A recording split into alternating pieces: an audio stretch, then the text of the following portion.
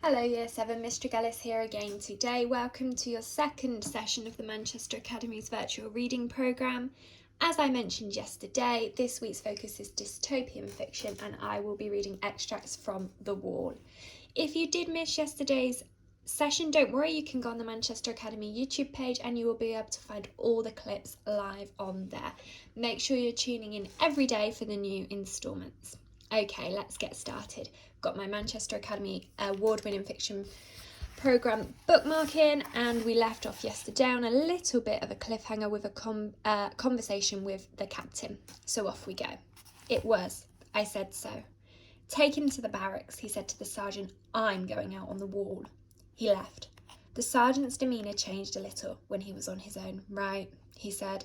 There are 2 sergeants, one for each shift. I'm yours. The other one is on the wall.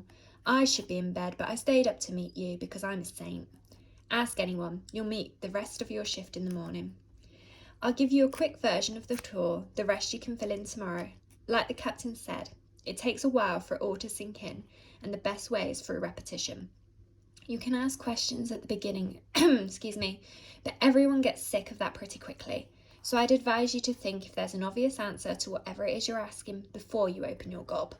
He showed me around the mess hall, which was a bare concrete box with tables and chairs, the rec room, which was a bare concrete box with a huge television and badly battered sofas, the armoury, which was locked, and the infirmary, which was a bare concrete box with 4 steel-framed beds and no medical staff.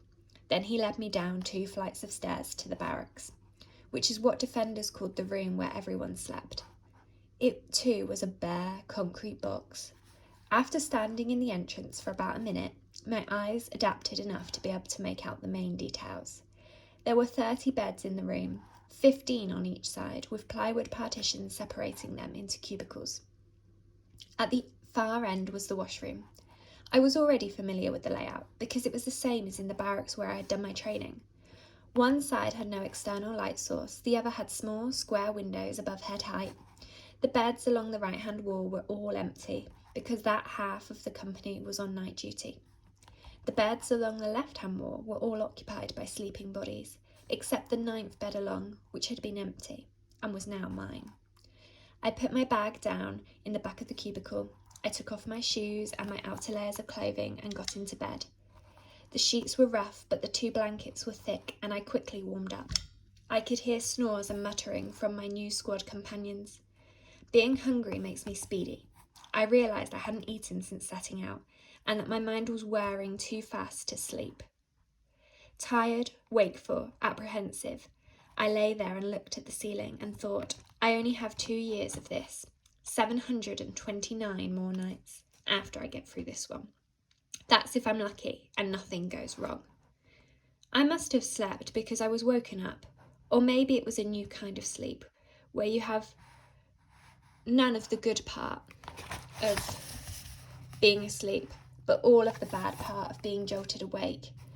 I heard an alarm and a few moments later felt the bed shake and opened my eyes to see a man's face leaning down over me, close enough to smell his hot, faintly rank breath. The face was all beard, eyes and wool cap. On the upside he was smiling. New meat, he said. I'm the corporal, also known as Yoss. 5 minutes to wash, 15 to breakfast, then we assemble. He shook the bed one more time, as if for luck, then stood up and headed towards the washroom. He was another tall man, well over 6 feet. Around him other squad members were getting up, grumbling and scratching. I saw that most of them slept more or less fully clothed. The corporal stopped a few metres away and turned to me. Don't look so worried, he said. You know that thing they say? Don't worry, it might never happen. This is different. You're on the wall. It already has. He laughed and left me. 30 in a company, divided into 2 squads or shifts of 15. In addition, 5 odd permanent staff at each guard station. Cooks and cleaners, companies rotate 2 weeks on the wall, 2 weeks off. One of those weeks is training and general maintenance and whatever. The other is leave. Squads only change members when people have finished their time on the wall. That's a rolling process. So there are always defenders who are coming up to the end of their time, mixed in with others who have just started. Those are the two twitchiest groups, the ones who have only just begun and haven't got a clue what they're doing, and the ones at the end who feel they can reach out with their tongues and taste the freedom of life after the wall, and who can think of only two subjects: how great it will be to get away, and what a disaster it would be if anything went wrong in the last few days. The defenders in the middle, some distance from both the beginning and the end, are more stoic. In my squad, I'd already met the sergeant and the corporal. They were always easy to tell apart at whatever distance and however thickly swaddled in cold weather clothing, because the sergeant was heavy and the corporal was tall. We called the sergeant Sarge and we called the corporal Yoss. His hobby was whittling, and when we weren't on the wall, he was usually working on a piece of wood with a wicked-looking curved knife. As for the other members of the squad, that first morning and for several days to come, telling people apart was an issue. It was the layers. So many layers. At breakfast, their heads down over porridge, silent, my new companions were difficult to distinguish, even by gender. Everybody goes to the wall, and the balance overall is 50-50. So by probability, half of my squad should be women. But there was basically no way of knowing who was who except by asking, and it didn't seem an ideal icebreaker. After breakfast, we went to the wardroom for a briefing from the captain. The battered, unloved desks and chairs made it look like a school.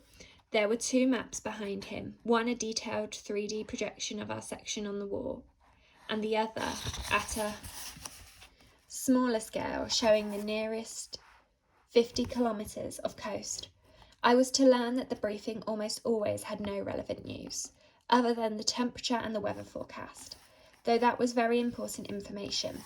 Sometimes we would be told about a flotilla of others who had been spotted and attacked from the air, just in case some of them had survived and might still be coming in our direction.